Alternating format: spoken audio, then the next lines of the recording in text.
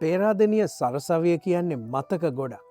ඒ හින්දම වෙන්නට ඇති පදරචකයන් බොහොමයක් පේරාදෙනිය සරසවිය හන්තාන වල මහවැලිය මේ සියල්ල පරිසරයේ රූපකවට පත්කරගෙන ජාතියට ගීත දායාද කරන්න ඇති.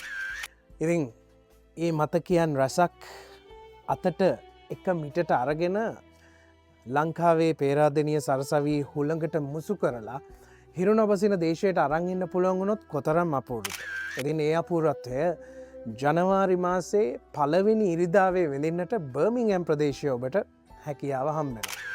ඒ තමයි හන්තාන හුළඟ. අර කිව්ව වගේ මහවැලිය ගලාගෙන යනකොට ආදර කතා දැකල ඇති. මේ පේරාදෙනිය සරසවිය තුළින් හමාගෙන යන හුළඟ ආදර කතා දැකල ඇති. මනමේ රජතුමා පරාද වෙන එක පේරාදෙනිය සරසවී වල දැකල ඇති.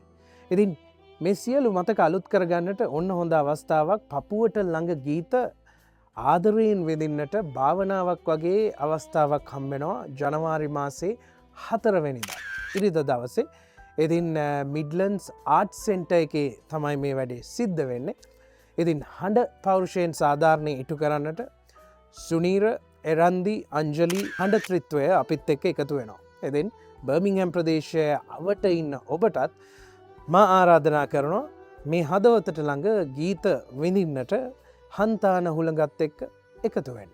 ඒ හුළඟේ ජීවිතයට පොඩ්ඩක් තිරිංග දාලා අපි ආදරය කරන ගීත මතක් කරලා අලුත් අවුරුද්දට හොඳ ආරම්භයක් ගන්නට මෙය හොඳ අවස්ථාවක් වේ. එදින් 4 වෙනිදා ඉරිද දවසේ අලුත් අවුරුද්දේ ආදරයෙන් බර්මිංහම් හමුවෙමු.